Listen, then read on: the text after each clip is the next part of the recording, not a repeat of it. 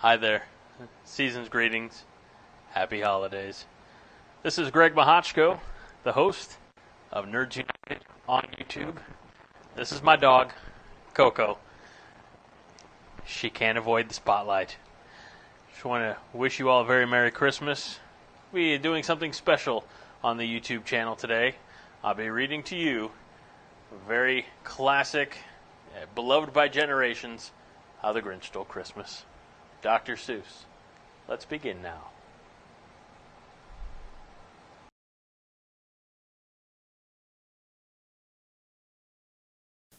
Every Who down in Whoville liked Christmas a lot. But the Grinch, who lived just north of Whoville, did not.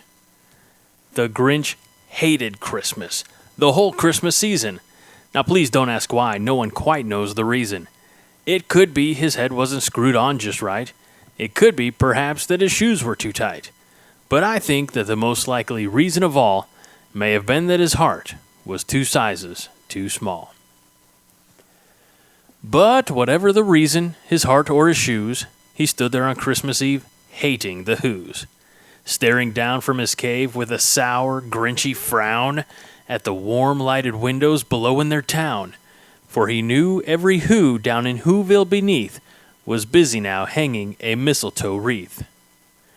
And they're hanging their stockings, he snarled with a sneer. Tomorrow is Christmas, it's practically here. Then he growled, with his Grinch fingers nervously drumming, I must find some way to stop Christmas from coming. For tomorrow, he knew, all the Who girls and boys would wake bright and early. They'd rush for their toys. And then, oh the noise, noise, noise. That's one thing he hated, the noise. Then the Who's young and old would sit down to a feast.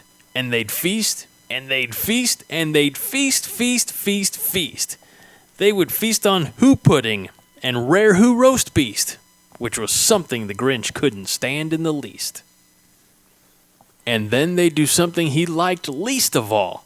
Every Who down in Whoville, the tall and the small, would stand close together with Christmas bells ringing. They'd stand hand in hand, and the Whos would start singing. They'd sing, and they'd sing, and they'd sing. And the more the Grinch thought of this Who Christmas sing, the more the Grinch thought, I must stop this whole thing. Why, for 53 years I've put up with it now. I must stop this Christmas from coming. But how? Then he got an idea. An awful idea. The Grinch got a wonderful, awful idea. I know just what to do, the Grinch laughed in his throat. And he made a quick Santa Claus hat and a coat. And he chuckled and clucked, what a great Grinchy trick. With this coat and this hat, I look just like St. Nick. All I need is a reindeer. The Grinch looked around, but since reindeer are scarce, there was none to be found. Did that stop the old Grinch? No, the Grinch simply said, if I can't find a reindeer, I'll make one instead. So he called his dog Max, then he took some red thread and he tied a big horn on the top of his head. Then he loaded some bags and some old empty sacks on a ramshackle sleigh and he hitched up old Max. Then the Grinch said, get up! And the sleigh started down toward the homes where the Whos lay a snooze in their town. All their windows were dark, quiet snow filled the air. All the Whos were all dreaming sweet dreams without care when he came to the first little house on the square. This is stop number 1, the old Grinchy Claus hissed, and he climbed to the roof, empty bags in his fist. Then he slid down the chimney, a rather tight pinch, but if Santa could do it, then so could the Grinch. He got stuck only once for a moment or two. Then he stuck his head out the fireplace flue where the little Who stockings all hung in a row. These stockings, he grinned, are the first things to go. Then he slithered and slunk, with a smile most unpleasant, around the whole room, and he took every present. Pop guns and bicycles, roller skates, drums, checkerboards, tricycles, popcorn, and plums. And he stuffed them in bags. Then the Grinch, very nimbly, stuffed all the bags, one by one, up the chimbley. Then he slunk to the icebox. He took the Who's feast. He took the Who pudding. He took the roast beast. He cleaned out that icebox as quick as a flash. Why, that Grinch even took the last can of Who hash. Then he stuffed all the food up the chimney with glee. And now, grinned the Grinch, I will stuff up the tree. And the Grinch grabbed the tree and he started to shove when he heard a small sound like the coo of a dove. He turned around fast and he saw a small Who, little Cindy Lou Who was no more than 2. The Grinch had been caught by this tiny Who daughter, who'd got out of bed for a cup of cold water.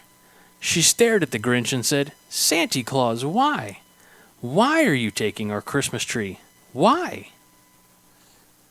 But you know that old Grinch was so smart and so slick, he thought up a lie and he thought it up quick. "Why, my sweet little tot," the fake Santa Claus lied, "there's a light on this tree that won't light on one side. So I'm taking it home to my workshop, my dear. I'll fix it up there, then I'll bring it back here." And his fib fooled the child. Then he patted her head and he got her a drink and he sent her to bed. And when Cindy Lou Who went to bed with her cup, he went to the chimney and stuffed the tree up. Then the last thing he took was the log for their fire. Then he went up the chimney, himself the old liar. On their walls he left nothing but hooks and some wire. And the one speck of food that he left in the house was a crumb that was even too small for a mouse. Then he did the same thing to the other Who's houses, leaving crumbs much too small for the other Who's mouses. It was 1:15 dawn, all the Who's still abed, all the Who's still a snooze, when he packed up his sled, packed it up with their presents, the ribbons, the wrappings, the tags, and the tinsel, the trimmings, the trappings. 3,000 feet up the side of Mount Crumpet, he rode with his load to the tip-top to dump it. Pooh, pooh to the Who's, he was Grinchishly humming. They're finding out now that no Christmas is coming.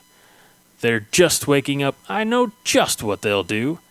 Their mouths will hang open a minute or two. Then the Who's down in Whoville will all cry, boo-hoo. That's a noise, grinned the Grinch, that I simply must hear.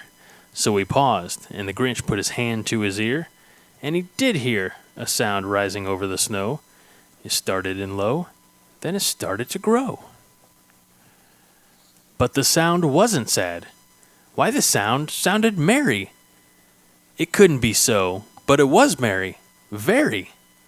He stared down at Whoville. The Grinch popped his eyes. Then he shook. What he saw was a shocking surprise. Every Who down in Whoville, the tall and the small, was singing, without any presents at all. He hadn't stopped Christmas from coming. It came. Somehow or other, it came just the same. And the Grinch, with his Grinch feet ice cold in the snow, stood puzzling and puzzling. How could it be so? It came without ribbons. It came without tags. It came without packages, boxes, or bags. And he puzzled 3 hours till his puzzler was sore. Then the Grinch thought of something he hadn't before. Maybe Christmas, he thought, doesn't come from a store.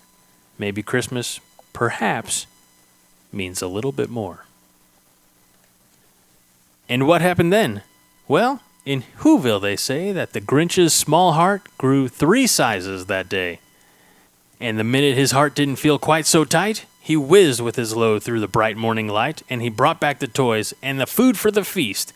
And he himself, the Grinch, carved the roast beast.